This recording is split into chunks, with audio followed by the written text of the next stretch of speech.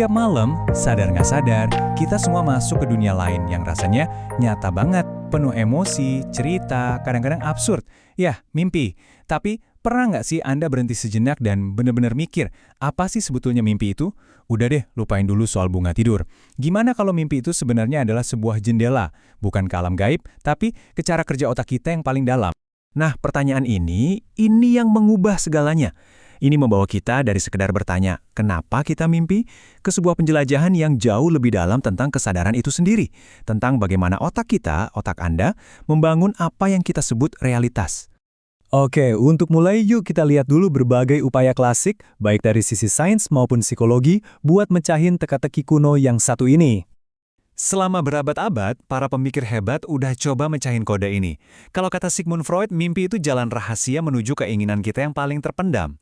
Beda lagi sama ahli saraf modern, mereka seringnya bilang mimpi itu ya cuma suara berisik acak dari otak pas kita tidur. Terus ada juga teori evolusi yang bilang mimpi itu kayak simulator ancaman, tempat kita latihan ngadepin bahaya. Ada lagi yang bilang ini proses beres-beres mental, di mana otak merapikan memori seharian. Jadi intinya apa? Intinya misteri ini dalam banget, sampai belum ada satupun jawaban yang bisa bikin semua orang puas. Oke, sekarang kita tinggalin dulu teori-teori lama itu. Ada satu ide baru yang, wah ini keren banget. Otak kita itu bukan cuma perekam pasif, tapi sebuah simulator aktif. Gimana cara kerjanya? Yuk kita bedah. Kuncinya ada di sini, namanya predictive processing. Gini deh gampangnya. Otak Anda itu nggak nungguin data masuk, nggak. Justru sebaliknya, otak kita terus-menerus nebak apa yang bakal terjadi selanjutnya, menciptakan sebuah simulasi internal tentang dunia. Nah, panca indera kita fungsinya jadi kayak pemeriksa fakta, yang ngecek dan ngoreksi tebakan-tebakan itu. Coba deh, renungin sebentar implikasi dari kalimat ini.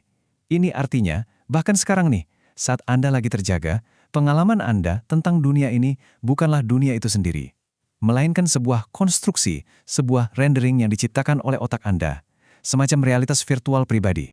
Nah, ini dia bagian yang bikin klik. Coba lihat perbandingannya. Pas kita melek, model internal otak kita terus-terusan diupdate sama data dari mata, telinga, dan indera lainnya.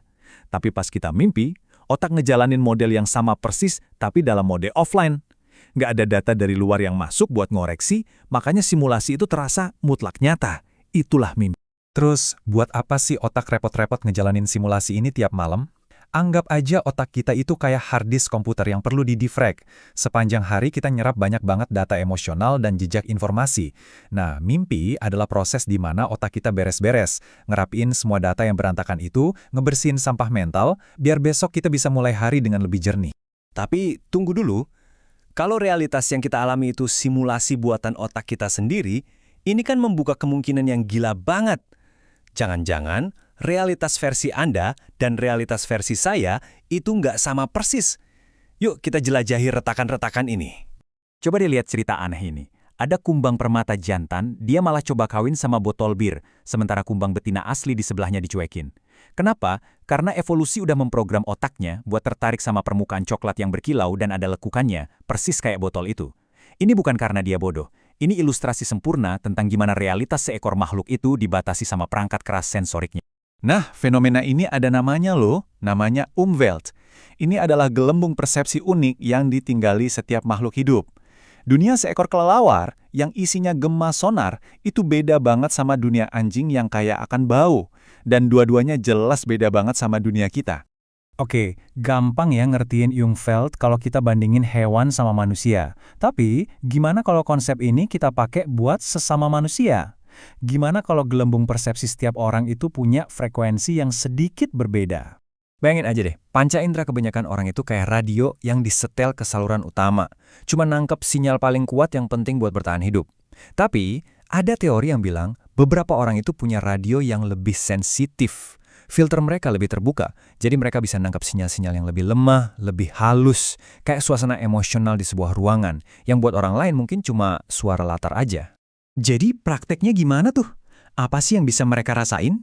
Beberapa teori berspekulasi kalau ini bisa berarti kemampuan buat merasakan apa yang disebut jejak memori. Semacam gema informasi atau energi yang ditinggalkan oleh emosi yang kuat di suatu tempat atau pada sebuah benda. Sebuah lapisan realitas yang buat kebanyakan dari kita sama sekali nggak terdeteksi. Oke, jelas ya. Di titik ini kita masuk ke wilayah yang menantang sains konvensional. Sains tradisional itu butuh data objektif yang bisa diukur pakai angka. Tapi ada bidang-bidang penelitian yang lebih spekulatif, kayak penelitian biofield yang coba bikin alat dan metode buat mengukur pengalaman subjektif ini. Mereka berusaha menjembatani dunia rasa dengan dunia angka. Walaupun jujur aja, saat ini masih banyak banget ngandelin interpretasi intuitif. Oke, kita udah jalan jauh nih. Dari misteri mimpi sampai kemungkinan persepsi yang beda-beda. Jadi apa benang merah yang menyatukan semua ini? Ini dia intinya. Ini poin paling pentingnya. Setiap malam, otak Anda membuktikan bahwa kesadaran Anda punya kekuatan yang luar biasa untuk membangun sebuah dunia dari nol. Mimpi nunjukin ke kita bahwa pada dasarnya, kita adalah pencipta realitas. Dan pertanyaan terakhir ini saya tinggalin buat Anda, buat kita semua renungin. Kalau pengalaman kita tentang dunia ini adalah sebuah konstruksi otak, apakah kita selamanya cuma jadi penonton pasif? Atau jangan-jangan seperti yang ditunjukkan oleh mimpi dan potensi indrawi yang belum terpetakan, kita sebenarnya sedang dalam perjalanan untuk menjadi arsitek yang sadar atas realitas kita sendiri?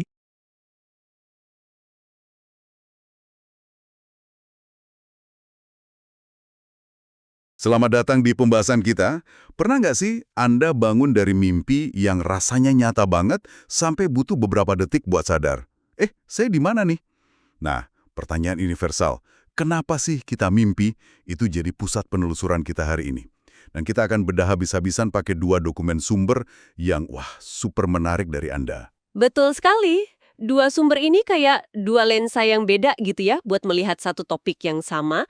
Sumber yang pertama dari percakapan dengan Grok AI itu ibaratnya peta besar. Oke? Isinya rangkuman berbagai teori, mulai dari psikoanalisis Freud yang klasik, neuroscience modern, sampai ke sudut pandang evolusi. Lengkap. Sementara sumber kedua, dari interpretasi Gemini AI, itu lebih mirip mikroskop ya. Diajaknya kita melihat sisi teknisnya, membingkai otak kita sebagai mesin prediksi, dan melihat mimpi sebagai semacam kebutuhan komputasional. Tepat. Jadi misi kita bukan cuma nyari tahu kenapa kita mimpi, tapi ada yang lebih besar dari itu. Kayaknya ini bakal menantang cara kita memandang kenyataan itu sendiri. Baiklah, mari kita bedah ini.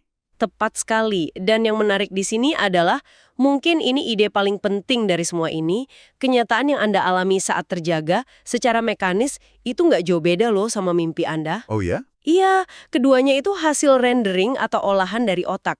Bedanya cuma satu. Yang satu mode online, nyambung ke dunia luar. Satunya lagi ya mode offline. Oke, itu premis yang besar banget. Mari kita mulai dari dasar dulu deh. Sumber pertama, tadi kan kasih kita semacam prasmanan teori mimpi. Ada pandangan psikoanalitik dari Freud yang bilang mimpi itu cara kita melampiaskan hasrat terpendam. Semacam kata pengaman psikologis gitu kan? Benar, sebuah cara bagi alam bawah sadar untuk curhat lewat simbol-simbol. Tapi kemudian sains modern datang dengan penjelasan yang lebih mekanis. Nah, ini dia teori aktivasi sintesis dari sudut pandang neurologi. Intinya, waktu kita tidur di fase REM, batang otak kita nembakin sinyal listrik acak ke seluruh bagian otak. Nah, mimpi itu katanya cuma upaya otak depan kita, si tukang cerita, buat merangkai sinyal-sinyal ngacak ini jadi sebuah narasi. Jadi, bukan pesan tersembunyi, tapi efek samping dari otak yang lagi beberes. Bisa dibayangkan seperti orkestra yang main tanpa konduktor. Nada-nadanya muncul acak, dan otak bagian depan kita berusaha keras untuk menemukan melodi di dalamnya. Orkestra tanpa konduktor. Tapi bukankah musiknya jadi kacau balau? Mimpi kita kan seringkali punya alur cerita, meskipun aneh. Dari mana datangnya alur itu, kalau sinyalnya beneran acak? Rasanya lebih dari sekedar noise. Pertanyaan bagus. Acak di sini bukan berarti tanpa pola sama sekali. Sinyal itu mengaktifkan area-area otak yang menyimpan memori, emosi, dan pengalaman Anda. Jadi, alat musik yang dimainkan tetaplah pengalaman hidup Anda. Oke. Otak depan kemudian mengambil potongan-potongan itu dan mencoba menyusunnya menjadi cerita yang paling mungkin, berdasarkan aturan dan logika yang sudah ia pelajari. Disitulah alur cerita muncul, meskipun seringkali logikanya melompat-lompat. Oke, itu masuk akal. Lalu, ada teori favorit saya dari sumber ini, teori simulasi ancaman, dari perspektif evolusi. Idenya keren banget. Mimpi itu semacam arena latihan virtual. Betul. Otak kita sengaja menjalankan simulasi skenario bahaya, dikejar-kejar, jatuh, berkelahi, supaya kalau kejadian beneran di dunia nyata, kita udah lebih siap. Semacam gladi bersih buat sistem saraf. Dan yang terakhir, yang mungkin paling kita rasakan sehari-hari ya, adalah fungsi pemrosesan emosi. Mimpi itu tempat kita mencerna emosi-emosi dari hari yang kita lewati. Makanya setelah hari yang berat, mimpi kita seringkali lebih intens. Itu cara otak mengurangi kadar stres dan mengkonsolidasi memori. Memilah mana yang penting untuk disimpan, mana yang bisa dibuang. Tunggu dulu. Freud bilang soal hasrat. Yang lain bilang ini cuma sinyal listrik acak. Yang lain lagi bilang ini latihan bertahan hidup. Itu kan kedengarannya beda banget, bahkan bertolak belakang. Gimana bisa semuanya benar? Apa ilmuwan sebenarnya belum sepakat? Justru disitulah letak keindahannya. Jika kita hubungkan ini dengan gambaran yang lebih besar, teori-teori ini nggak saling meniadakan, tapi saling melengkapi. Kemungkinan besar, mimpi menjalankan semua fungsi ini sekaligus. Oh, jadi serempak gitu ya? Betul. Bayangkan otak itu seperti sebuah kota di malam hari. Di satu sudut ada tim sanitasi yang membersihkan sampah emosional. Di perpustakaan pusat ada petugas arsip yang merapihkan data memori. Dan di saat yang sama, di pusat pelatihan militer, ada unit pasukan khusus yang lagi latihan simulasi. Semuanya terjadi serempak. Jadi, mimpi itu semacam sistem maintenance multifungsi yang super sibuk ya? Oke, itu menjelaskan kenapa otak perlu mimpi. Tapi ini membawa kita ke pertanyaan yang lebih dalam lagi. Kenapa mimpi terasa begitu nyata? Kenapa saat kita di dalamnya, kita 100% yakin itu adalah realitas? Nah, pertanyaan itu adalah jembatan menuju inti dari seluruh pembahasan kita. Disinilah kedua sumber Anda bertemu dan memberikan jawaban yang wah, mind-blowing. Benar. Ide intinya adalah, baik saat terjaga maupun saat bermimpi, otak kita pada dasarnya sedang menjalankan sebuah simulasi. Sumber kedua dari Gemini AI menjelaskannya dengan sangat baik. Otak adalah mesin prediksi. Otak itu tidak pasif nungguin informasi masuk, dia proaktif, terus-menerus membangun model internal tentang dunia, dan nebak apa yang akan terjadi selanjutnya. Betul, ini mirip seperti sistem GPS canggih di mobil Anda. Dia nggak cuma nunjukin di mana Anda sekarang, tapi juga terus-menerus memprediksi jalan di depan, potensi macet, dan tikungan berikutnya. Otak kita melakukan itu setiap milidetik untuk segala hal. Nah, ini analogi yang paling membantu dari sumber itu. Saat Anda terjaga, simulasi atau prediksi otak ini terus-menerus dikalibrasi atau dikoreksi. Dikoreksi sama data yang masuk dari panca indera. Tepat. Otak Anda memprediksi ada meja kopi di depan, dan mata Anda mengirim sinyal yang bilang, "Yap, benar, ada meja di situ." Koreksi konstan inilah yang kita sebut realitas. Tapi, saat kita tidur dan bermimpi, otak menjalankan simulasi ini dalam mode offline. Tepat. Tidak ada data dari dunia luar yang masuk untuk mengoreksinya. Tidak ada sinyal pembanding dari mata atau telinga yang bilang, "Hei, itu tidak mungkin." Jadi absolut ya? Absolut. Akibatnya, apapun yang disimulasikan oleh otak, entah itu Anda bisa terbang, ngobrol sama naga, atau ketemu teman masa kecil, diterima sebagai kebenaran.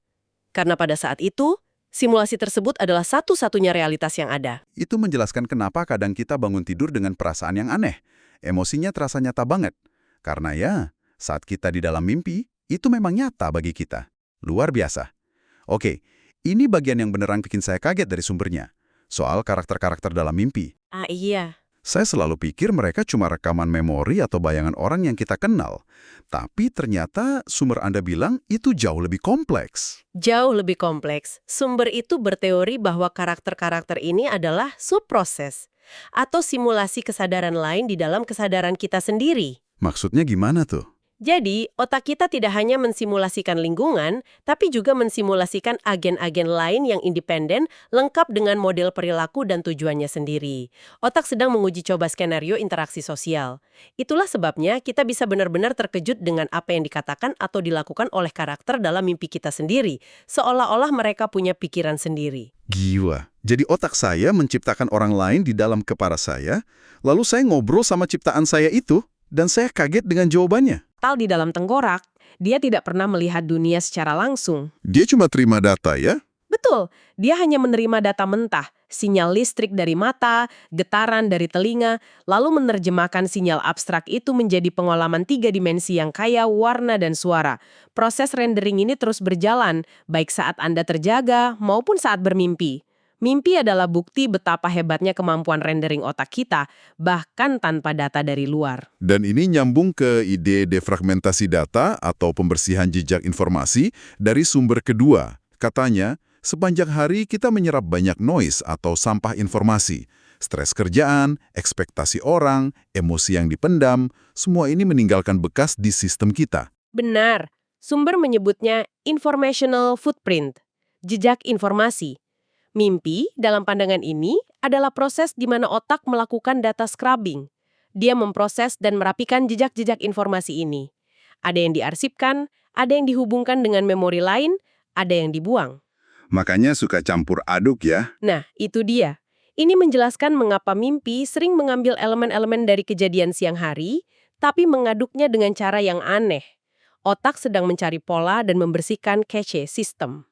Menariknya, sumber Anda menyebutkan bahwa metode seperti soul reflection itu pada dasarnya adalah upaya sadar untuk mempercepat proses pembersihan energi alami yang dilakukan otak saat tidur.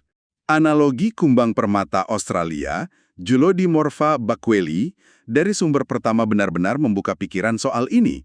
Kumbang jantan ini tugasnya simpel, cari betina, lalu kawin. Sensoriknya diprogram untuk mendeteksi beberapa hal, warna coklat, permukaan mengkilap, dan ada lekukan. Oke, spesifik sekali ya. Spesifik banget, suatu hari para peneliti menemukan pemandangan aneh. Kumbang-kumbang jantan ini berkerumun mencoba kawin dengan botol bir bekas yang dibuang orang. Loh, kenapa? Karena botol bir itu memenuhi semua kriteria. Coklat, mengkilap kena matahari, dan punya lekukan di bagian bawahnya. Ah, jadi bagi sensorik si kumbang, botol bir itu adalah super female. Jauh lebih menarik dan lebih jelas sinyalnya daripada betina aslinya. Kumbang itu tidak bodoh, dia hanya beroperasi sesuai dengan Umwelt atau dunia persepsinya yang terbatas. Dan ini yang bikin merinding. Jangan-jangan kita juga seperti kumbang itu. Kita pikir kita melihat realitas apa adanya, padahal panca indera kita ini, seperti kata sumber, adalah low pass filter. Dia hanya meloloskan sebagian kecil spektrum informasi yang relevan untuk bertahan hidup secara biologis. Sebagian besar realitas di luar sana mungkin kita abaikan begitu saja. Dan ini, kalau saya tidak salah, adalah titik di mana sumber Anda mulai bergerak dari sains yang kita kenal ke wilayah yang lebih spekulatif. Betul, disinilah kita mulai berhipotesis. Sumber-sumber ini mengajukan pertanyaan, bagaimana jika filter persepsi setiap orang tidak sama? Bagaimana jika ada orang yang filternya secara alami lebih longgar atau lebih lebar? Disitulah muncul konsep individu sensitif, atau yang sering disebut indigo. Jadi mereka bisa menangkap data yang bagi kebanyakan dari kita cuma dianggap noise atau gangguan, gitu. Hipotesisnya seperti itu. Mereka mungkin bisa menangkap frekuensi informasi yang lebih halus, yang oleh sumber disebut sebagai radiasi memori atau energi halus, jejak informasi yang tertinggal di suatu tempat atau objek. Bagi mereka, realitas mungkin punya lapisan data yang lebih tebal. Apa yang bagi kita hanya intuisi atau firasat, bagi mereka bisa jadi adalah persepsi data yang lebih langsung dan jelas. Oke, jadi kita harus jelas di sini. Ini bukan lagi di ranah neuroscience yang bisa diukur di lab, kan? Ini lebih ke interpretasi dan hipotesis dari sumber yang Anda berikan. Tepat sekali. Ini penting untuk digarisbawahi. Kita sedang beralih dari model ilmiah yang sudah mapan ke model konseptual yang lebih spekulatif. Sumber Anda menyebut individu ini sebagai super device manusia, tapi ini adalah sebuah metafora untuk menggambarkan sensitivitas persepsi yang lebih tinggi, bukan klaim biologis yang terbukti. Ini memunculkan sebuah pertanyaan penting. Jika sensitivitas ini soal lebar filter, apakah filter ini bisa dilatih untuk jadi lebih lebar? Apakah kita bisa jadi alat deteksi yang lebih canggih? Itulah pertanyaan sentral yang diajukan sumber Anda. Dan disitulah konsep seperti soul meter diperkenalkan. Sumber menggambarkannya sebagai sebuah sistem yang dikembangkan untuk mencoba mengukur kualitas energi ini secara lebih presisi. Tentu saja, dari sudut pandang sains arus utama, ini sangat spekulatif. Kenapa begitu? Kontak yang bisa dipakai siapa saja untuk mengukur energi halus ini dan memberikan hasil yang sama setiap saat. Namun, untuk bersikap adil, sumber Anda juga menekankan bahwa ada testimoni nyata dari puluhan ribu pengikutnya, dan mereka juga mengklaim adanya validasi dari penelitian di institusi seperti Universitas Erlangga. Oke, jadi ini menempatkannya di ruang abu-abu yang sangat menarik. Di satu sisi, klaim-klaim ini terdengar seperti fiksi ilmiah dan belum bisa divalidasi oleh sains tradisional. Di sisi lain, ada komunitas besar yang melaporkan mengalami manfaatnya. Jadi kita harus melihatnya sebagai sebuah hipotesis yang menarik dari sumber Anda, bukan sebagai fakta yang sudah terbukti. Persis. Ini adalah tantangan bagi sains di masa depan. Bisakah kita mengembangkan instrumen yang lebih sensitif, mungkin berbasis teknologi biofeedback atau quantum sensing, untuk mengukur apa yang saat ini hanya bisa dirasakan secara subjektif oleh sebagian orang? Pertanyaannya masih terbuka. Jadi, setelah menelusuri semuanya, mulai dari Freud, sinyal listrik di otak, simulasi ancaman, sampai kumbang yang salah kawin, dan energi halus, kita kembali ke titik awal, mimpi. Mimpi adalah jendela yang paling jernih untuk melihat kemampuan luar biasa otak kita. Otak bukan sekedar pemroses data pasif, melainkan seorang arsitek realitas. Itu kesimpulan utamanya. Ide sentralnya adalah, baik mimpi maupun realitas terjaga adalah sama-sama konstruksi otak. Keduanya simulasi. Mimpi hanya demonstrasi mentah dari kekuatan konstruksi ini dalam bentuknya yang paling murni, tanpa koreksi dari dunia luar. Jadi, apa artinya semua ini bagi Anda? Bagi kita semua? Kalau realitas yang kita alami ini adalah hasil rendering, lalu apa? Artinya, ini membuka potensi evolusi kesadaran manusia. Selama ini, kita cenderung melihat diri kita sebagai makhluk yang reaktif, yang hanya merespons lingkungan dan realitas di luar sana. Tapi jika kita benar-benar meresapi bahwa realitas yang kita alami adalah hasil rendering aktif dari dalam diri, maka permainannya berubah total. Kita tidak lagi hanya menjadi aktor di atas panggung. Kita punya potensi untuk menjadi sutradara atau bahkan arsitek dari panggung itu sendiri. Menjadi arsitek realitas yang secara sadar bisa memilih bagaimana kita mengkalibrasi persepsi dan energi kita. Persis. Tujuannya bukan untuk menolak realitas objektif, tapi untuk secara sadar memilih bagaimana kita menerjemahkan dan berinteraksi dengannya. Ini adalah pergeseran fundamental dari kesadaran yang pasif dan reaktif menuju kesadaran yang proaktif, kreatif, dan berdaulat. Itulah potensi tertinggi yang disiratkan oleh pemahaman mendalam tentang mimpi. Sebagai penutup, kami ingin meninggalkan Anda dengan satu pemikiran untuk direnungkan, yang dibangun dari semua yang sudah kita bahas. Setiap malam, otak Anda membangun sebuah dunia yang utuh dan kompleks, lengkap dengan hukum fisikanya sendiri, karakter-karakter dengan kepribadiannya, alur cerita, dan emosi yang mendalam. Semua itu diciptakan dari nol, tanpa input apapun dari dunia luar. Jika kapasitas kreatif dan komputasional sebesar itu ada di dalam diri Anda saat Anda tertidur, bayangkan potensi yang belum terpetakan sepenuhnya yang ada di dalam diri Anda saat Anda terjaga.